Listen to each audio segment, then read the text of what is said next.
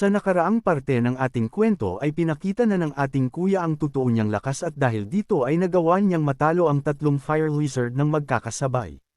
Pagkatapos noon ay nagpa siyang magpatuloy ng mag-isa dahil may gagawin pa siyang isang mahalagang bagay.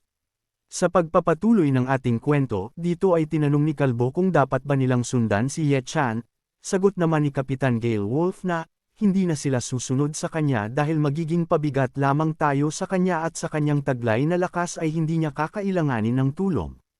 Nagpatuloy naman sa paglalakad si Kuya Ye Chan hanggang sa mapadaan siya sa gitna ng mga halimaw na pinatay niya.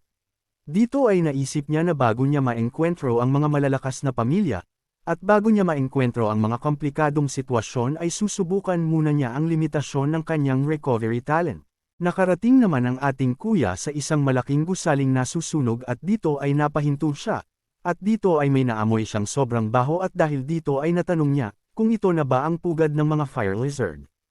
Pagkatapos sabihin yun ni Kuya Ye Chan ay nagulat siya at agad na napatingin sa kinatatayuan niyang lugar, bigla namang yumanig ang lugar na kinaroroonan niya at dahil dito ay nagtatakang tanong niya kung ano kaya ang nangyayari. Dahil dito ay agad na tumalo ng mataas ang ating kuya upang umalis sa kinatatayuan niya at pagkatapos nun ay biglang nagkaroon ng malakas na pagsabog sa lugar. Habang nasa ere ang ating kuya ay may isang malaking kulay pulang kamay ang umatake sa kanya. Dahil nasa ere ang ating kuya ay hindi na niya nagawang iwasan pa ito, kaya tinamaan siya sa muka. Dahil sa lakas ng atake ng nilalang ay tumalsik si Kuya Ye Chan. Ngunit agad nitong nabawi ang kanyang balanse at agad na binunot ang kanyang espada at agad na sumugod sa halimaw. Dito ay nakita natin kung gaano kalaki ang kamay ng halimaw kumpara sa ating kuya, na nagmimistulang isang langgam lamang, muli namang umatake ang halimaw at ibinagsak nito ang malaki niyang palad ngunit dahil mabilis si Kuya Ye Chan ay nagawa niya itong iwasan. Dito ay nagpaikot-ikot ang ating kuya hanggang sa maayos itong makalapag. Pagkatapos nun ay agad na tumalo ng mataas ang halimaw at lumapag ito sa harapan ng ating kuya. At dito ay nakita natin ang buong laki at itsura ng halimaw na to, napangiti naman si Kuya Ye Chan habang sinasabi niya na, sobrang laki ng halimaw na to at tamang-tama upang masubukan ang kanyang recovery talent. Nagliwanag naman ang mga mata ng halimaw habang nakatitig ito sa ating kuya. Pagkatapos nun ay agad na nag-ipon ng enerhiya ang halimaw sa bunganga nito. Napansin ito ng ating kuya ngunit dahil sa gusto niyang subukan ang limitasyon ng kanyang recovery talent, ay hindi na niya iniwasan ang atakeng ito na parabang isang laser beam, dahil sa lakas at init ng atake ng halimaw ay unti-unting nasunog ang damit ng ating kuya. Pagkatapos noon ay tumalsik sa malayo si Kuya Ye Chan at nagkaroon ng malakas na pagsabog sa lugar kung saan siya tumama. Sa di kalayuan naman ay nakita nila Kapitan Gale Wolf ang malakas na pagsabog, agad namang sinabi ni Kalbo sa kapitan niya na mukhang nakikipaglaban na ulit si Ye Chan sa lugar na yon. Pinagpawisan naman sa pag-aalala si Kapitan Gale Wolf dahil baka may mangyaring masama sa kanyang brother Ye Chan. Bumalik naman ang mga pangyayari sa ating kuya, at dito ay nagdulot ng makapal na usok ang pagsabog, at nang nawala na ang usok ay nakita natin ang walang damit na si Kuya Ye Chan.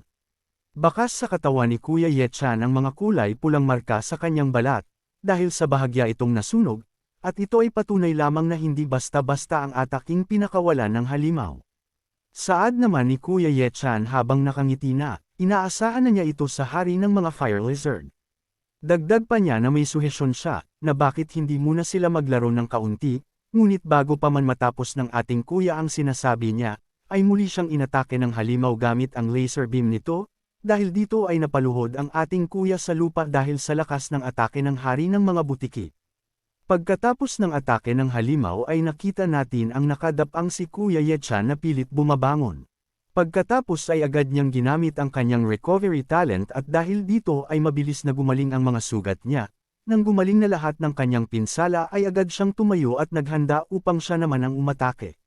Bigla namang tumakbo ng sobrang bilis si Kuya Ye Chan at pagkatapos ay tumalon siya ng mataas papunta sa ulo ng hari ng mga fire lizard. Dahil dito ay tinitigan siya ng masama ng halimaw at agad na binuksan nito ang kanyang bunganga upang muling mag-ipon ng enerhiya. Agad namang iniwas-iwas ng ating kuya ang kanyang espada, ngunit agad na naghanda ang halimaw ng counter-attack nito gamit ang kanyang laser beam. Muli namang nagkaroon ng malakas na pagsabog sa sandaling nagtama ang atake ni Ye Chan at ng hari ng mga butiki. Pagkatapos noon ay nagpatuloy ang palitan ng mga atake ng dalawang ito, At dito ay nagkaroon ng mga sunod-sunod na pagsabog sa lugar ng labanan, umabot naman ang mga shockwave hanggang kila Kapitan Gale Wolf, tanda na sobrang tindi ng nangyayaring labanan, saad pa ni Kalbo na isang oras nang naglalaban si Ye Chan at ang hari ng Fire Lizards. Dagdag pa na tanong nito kung buhay pa ba ang ating kuya, sagot naman ni Kapitan Gale Wolf na, hindi siya sigurado at nadidesmaya siya dahil sa ganito katinding labanan ay hindi nila magagawang tumulong dahil maaari silang mamatay. Pagkatapos nun ay nakita natin ang espada ni Kuya Ye Chan na nakatusok sa katawan ng halimaw, dito ay nakita natin na pinupunasan ng ating kuya ang pawis sa kanyang noo, pagkatapos nun ay nakita natin na nakaupo si Kuya Ye Chan sa walang buhay na katawan ng hari ng mga Fire Lizards, dito ay napabuntong hininga siya dahil sa wakas ay napatay na niya ang halimaw. Naisip ni Kuya Ye Chan na masyadong malaki ang kinukonsumong enerhiya ng recovery talent, kaya nagpa siya siyang inumin ng dugo ng halimaw upang makarecover siya. Pagkatapos noon ay agad siyang nag-meditate at agad din lumabas ang isang bola ng enerhiya sa kanyang dibdib na nagpapakawala ng malakas na enerhiya na kumakalat sa paligid. Bumalik naman ang mga pangyayari sa pangkat ni Kapitan Gale Wolf, at dito ay napansin nila na wala ng mga pagsabog sa lugar, kaya agad na sinabi ni Kalbo na mukhang tapos na ang laban, pagkatapos ay may napansin siyang imahe ng tao ang lumalabas mula sa lugar ng labanan, kaya agad niya itong itinuro at sinabi sa mga kasamahan niya. Dito ay lumabas ang walang damit na kuya natin. Kapansin-pansin rin na wala na siyang mga sugat dahil sa ginamit niya ang dugo ng hari ng mga Fire Lizard upang makarecover siya. Nagulat naman si Kuya Ye Chan dahil nandito pa rin sila Kapitan Gale Wolf at nagtatakang tanong niya sa kanila, na hindi ba't sinabihan kuna kayong mauna nang bumalik. Nakangiting sagot naman ni Kapitan na nag-aalala sila sa kanya kaya hindi sila umalis at inintay na matapos ang laban upang makasigurado na ayos lang siya. Agad namang lumapit si Kalbo sa ating kuya at agad na nagpaula ng mga tanong, anong nangyari sa damit mo? Kung nasunog ba ang damit niya at naging abo na lang ito at nag-aalalang tanong pa niya kung ayos lang ba ang kuya natin, dagdag pa niya na may ekstrang damit pa siya at isuot niya muna ito. Agad namang isinuot ni Kuya Ye Chan ang damit ni Bossing Kalbo at pagkatapos ay lumapit ang babaeng kasamahan nila at agad na humingi ng paumanhin dahil medyo malaki ang damit at baka hindi ito magustuhan ng ating kuya. Sagot naman ni Kuya Ye Chan na ayos lang sa kanya ito at pagkatapos ay nagpasalamat siya dahil pinahiraman siya ng damit ng mga ito. Agad namang tinanong ni Bossing Kalbo si Kapitan Gale Wolf, kung ano ang gagawin nila sa mga resources na galing sa mga halimaw na napatay ng ating kuya. Sagot naman ng Kapitan na, si Brother Ye Chan niya ang nakatalo sa mga halimaw, kaya siya ang may karapatang magdesisyon tungkol dito. Saad naman ni Kuya Ye Chan, dahil hindi umalis sila Kapitan Gale Wolf, ay sila na ang baalang magdala sa mga makukuha nilang resources mula sa katawan ng mga halimaw. Saad naman ng babaeng kasamahan nila na ngayon lamang siya nakakita ng ganito karaming resources sa buong buhay niya. Dagdag pa ni Bossing Kalbo na hindi nga sila namatay dahil sa mga ferocious beast, ngunit baka mamatay sila sa pagod dahil sa dami ng mga resources ang kailangan nilang dalhin. Saad naman ni Kuya Ye Chan habang tinuturo ang bangkay ng Fire Lizard King, Kapitan, hayaan niyo na ang mga basurang nasa labas at unahin niyo ang hari ng mga butiki. Dahil dito ay napatanong si Kapitan Gale Wolf kung hindi ba sasama si Brother Ye Chan na umalis sa lugar na to. Sagot naman ni Kuya Ye Chan na tama ang kapitan. Pagkatapos noon ay agad na naglakad palayo ang ating kuya, agad namang sumigaw si Kapitan Gale Wolf at tinanong kung saan pupunta ang Brother Ye Chan niya. Lumingon naman ang ating kuya at sumagot na pupunta siya sa teritoryo ng Divine Power Ant. Napanganga naman sa gulat si Kapitan Gale Wolf dahil sa sinabi ng Brother Ye Chan niya. Pagkatapos noon ay agad na ginamit ng ating kuya ang speed talent niya at dito ay para siyang isang kidlat sa bilis ng pagtakbo niya. Ngunit habang tumatakbo siya ay naalala niya ang sinabi ng kapitan. Dito ay sinabi ng kapitan na, narinig niya na ang pinakamahirap sa operasyon na ito ay ang misyon patungkol sa Divine Power Ant. Kahit na nasa antas lamang ng low-rank ferocious beast ang mga ito ay sobrang dami naman ang bilang ng mga ito. Dagdag pa ng kapitan na kahit ang isang great martial artist ay hindi magagawang makatakas sa mga ito. Kaya dapat ay maging sobrang maingat ka. Pagkatapos nun ay agad siyang huminto at sa di kalayuan ay nakita niya ang maraming tao. At dahil dito ay napagtanto niya, na ito pala ang main team ng operasyon, dito ay nakita natin sa harapan ng mga taong ito ay sila Moen at Mo Zhangqing. Dahil dito ay napagtanto ng ating kuya na ito ang pangkat ng Mu family. Sa kabilang sulok naman ay ang pangkat ng Lin family na pinangunahan naman ni Lin Mingzi. Sa kabilang banda naman ay, natanong ng ating kuya ang isang matandang may takip ang isang mata. Kaya nagtataka siya kung kaninong pamilya na bibilang ang matandang ito. Bigla namang napalingon ang matandang ito dahil naramdaman niya na inoobserbahan siya ng ating kuya. Agad namang napagtanto ng ating kuya na malakas ang matandang ito dahil naramdaman siya nito kahit nasa malayo siya, agad namang inutusan ng matandang ito ang mga kasamahan niya na hulihin ang ating kuya. Dahil dito ay nagulat ang ating kuya, dagdag pa niya na bakit kailangan pang gumawa ng eksena ng matandang ito dahil maya-maya ay sasali rin naman siya sa operasyon na ito. Hindi naman tumakas ang ating kuya, kaya madali na lamang siyang nahuli ng mga kasama ng matanda. Nagulat naman ang matandang ito dahil naramdaman niya na ang kuya natin ay nasa antas ng elite martial artist. Habang hinihimas niya ang kanyang balbas ay tinanong niya si Kuya Ye Chan kung bakit patago siyang nag-obserba mula sa malayo. Sagot naman ni Kuya Ye Chan na, isa siyang martial artist mula sa Lin High Base, at narinig niyang may isang malaking misyon ang magaganap dito, kaya pumunta siya dito upang sana ay makatulong. Pagkatapos marinig ito ng matanda ay agad niyang inutusan ang mga tauhan niya na pakawalan na nila ang ating kuya.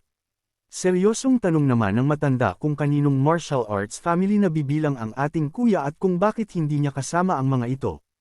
Saad naman ng mga taga Mo family, na hindi ito mula sa kanila at ganun rin ang naging reaksyon ng mga taga Lin family.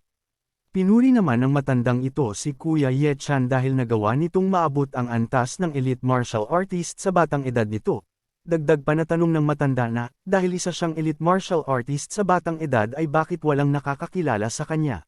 Bigla namang lumapit at tumawa si Lin Mingzi, saad nito na sa papaanong paraan naman na walang makakakilala kay Ye Chan at kung nagbibiro ba si Lao Ching sa sinasabi nito. Agad namang inakbayan ni Lin Mingzi ang ating kuya habang sinasabi na ang kuya natin ay nagmula sa Lin family.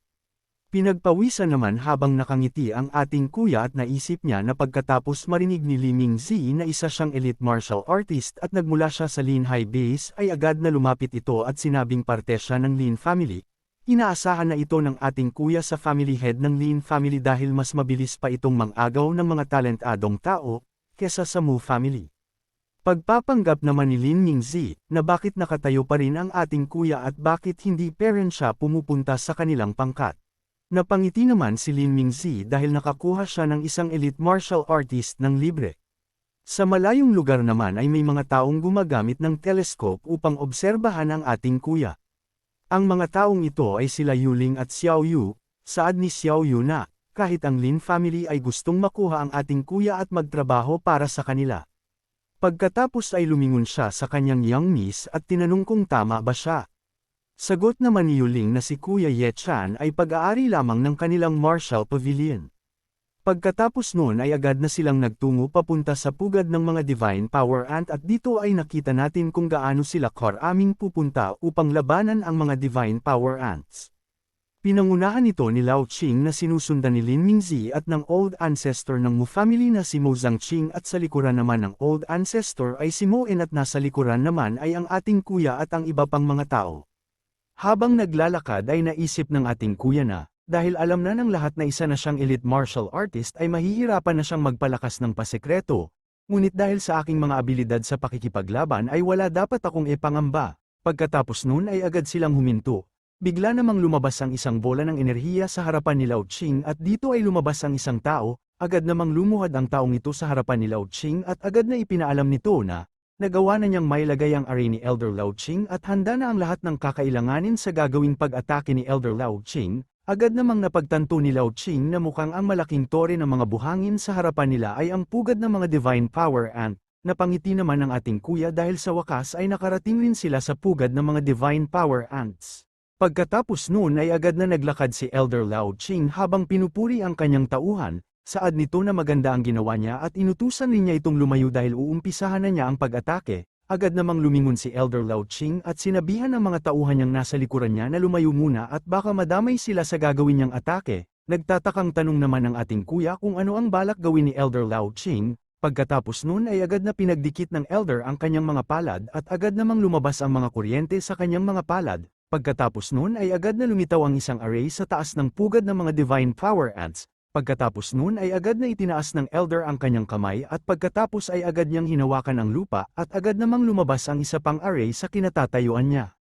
Agad namang lumabas ang mga malalakas na kidlat mula sa array at tumama ang mga ito sa pugad ng mga Divine Power Ants at dahil dito ay nagkaroon ng mga malalakas na pagsabog, Dahil rin sa ataking ito ay nawasak ang pugad at nagkapira-piraso ito sa malalaking bato na mabilis na bumabagsak sa lupa. Dahil sa lakas ng ataking ito ay umabot ang shockwave sa Elder at sa mga kasamahan niya. Agad namang namangha si Lin Mingzi dahil hindi kapanipaniwala ang kakayahang pinamalas ni Elder Lao Qing. Agad namang iniharang ng ating kuya ang kanyang mga kamay sa kanyang ulo upang protektahan ito sa mga lumilipad na mga bato sa paligid. Saad pa niya na malakas ang array na ito kaya napagpasyahan niya na komopya rin ng isang array talent sa susunod. Sa di kalayuan ay nanunood sila Yuling at Xiao Yu, dito ay nagtanong si Xiao Yu kung baliw ba ang matandang yun upang gumamit ng isang mahalagang array. Sagot naman ni Yuling na may plano ang Steel Fang Base kaya ginawa nila ito. Pagkatapos noon ay nakita natin na patuloy sa pagbagsak ang mga malalaking tipak ng bato. Napasigaw naman ang mga tao na nakasaksi dito dahil ang array na ginamit ng Elder ay nagawang durugan ng pugad ng Divine Power Ants. Saad naman ng isa sa mga lalaki na kahit isang bangkay lamang ng Divine Power Ants ay wala silang makita at mukhang nadorog na rin ang mga ito. Pagkatapos ay agad na tumakbo ang mga taong ito upang tingnan kung ano ba talaga ang nangyari. Dahan-dahan namang naglakad ang ating kuya papunta sa nawasak na pugad, habang iniisip na wala siyang makitang bangkay ng Divine Power Ants at mukhang nawasak ang mga ito sa ginawang atake ni Elder Lao Qing. Dito ay nag-alala na ang ating kuya dahil kung ang mga Divine Power Ants ay nawasak ay hindi na niya makokopya ang strength talent ng mga ito. Nagsalita naman si Yuling, saad niya na mukhang ang ginawang atake ng Elder ng Steel Fang Base ay nagawang gisingin ng hindi dapat nila nagigising. Ang isa sa mga lalaki naman ay agad na sumilip sa mga malalaking butas, at nagtanong kung ano ang mga butas na to, dahil sobrang dilim sa ilalim ng mga butas. Pagkatapos noon ay bigla siyang pinagpawisan dahil sa ilalim ay nakita niya ang mga nagliliwanag na mga mata ng maraming halimaw. Agad namang lumabas mula sa butas ang isang malaking halimaw na agad na ikinagulat ng lalaki kanina.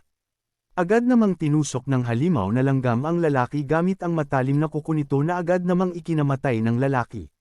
Pagkatapos noon ay agad na tumalsik ang walang buhay na katawan ng lalaki papunta sa mga kasamahan niya. Pagkatapos noon ay agad na umungol ng malakas ang halimaw at dahil dito ay lumabas ang mga maitim na kuryente sa katawan nito kasabay ng paglakas ng hangin sa paligid. Nagulat naman ang pangkat ng Mu family dahil sa paglabas ng mga Divine Power Ants mula sa mga butas sa lupa. Hindi naman makapaniwala ang mga lalaking nasa harapan ng ating kuya na nagawang makaligtas ng mga Divine Power Ants mula sa ganun kalakas na atake. Kabaliktaran naman ang naramdaman ng ating kuya nang makita niya ang mga halimaw dahil dito ay magagawa na niyang makopya ang strength talent ng mga halimaw na to. Pagkatapos noon ay nakita natin kung gaano karami ang mga halimaw na to, at mukhang ang totoong lungga ng mga ito ay nasa ilalim ng lupa, kaya hindi sila natama ng atake ni Elder Lao Cheng. Agad namang nag-utos ang Elder na maghanda ang lahat sa magiging laban. Agad namang sumugod ang lahat ng mga tauhan niya papunta sa mga halimaw ng walang takot. Tinawag naman ni Lin Mingzi ang lahat ng martial artist ng Lin Hai Base upang lumaban kasama siya. Pagkatapos noon ay agad sumugod ang mga ito upang patayin ang mga halimaw. Dito ay kitang-kita natin kung gaano karami ang mga halimaw. Hindi na rin nagpaiwan pa ang ating kuya at agad na rin siyang sumugod papunta sa mga halimaw.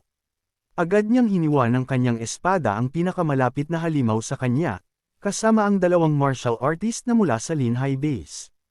Dahil dito ay agad na bumagsak ang walang buhay na katawan ng halimaw. Agad namang umalis ang dalawang martial artist upang pumatay pa ng maraming halimaw, samantala ang kuya natin ay naiwan dahil ito na ang kanyang pagkakataon upang makopya ang strength talent ng halimaw. Pasimple namang hinawakan ng ating kuya ang katawan ng halimaw at pagkatapos ay agad niyang ginamit ang kanyang copy talent upang kopyahin ang strength talent ng Divine Power Ant. Agad namang nagpakita ang status window at nakasaad dito na matagumpay na nakopya ng ating kuya ang isang advanced strength talent ng Divine Power Ant. Bigla namang lumabas ang mga kulay itim na kuryente sa katawan ng ating kuya, at ito ang klase ng aura ang lalabas sa tuwing gagamitin ng ating kuya ang kanyang strength talent. Muli namang nagpakita ang panibagong status window at tinanong ang ating kuya kung gusto na ba niyang isanib sa katawan niya ang advanced strength talent. Ngunit bago pa man makasagot si Ye Chan ay agad na sumugod papunta sa kanya ang tatlong mga halimaw. Dahil dito ay napagtanto niya na hindi niya maesasanib sa katawan niya ang advanced strength talent dahil maraming storbo sa paligid. Dagdag pa niya na mukhang kailangan niyang humanap ng tahimik na lugar upang gawin ito. Pagkatapos noon ay agad niyang ginamit ang kanyang speed talent, kaya agad na lumabas ang kulay purple na kuryente sa paa niya. Pagkatapos ay agad na siyang tumakbo ng sobrang bilis upang humanap ng magandang lugar upang gamitin ang talent fusion niya. Magagawa kayang mailagay ng ating kuya ang lakas ng isang divine power ant sa kanyang katawan. Ito ay abangan sa susunod na parte ng ating kwento. At kung nagustuhan nyo ang ating kwento ay huwag nyo kakalimutang mag-subscribe at mag-like sa ating video bilang pasasalamat sa akin sa paggawa ng kwentong ito. Hanggang dito na lamang tayo at kitikats na lang sa susunod na parte.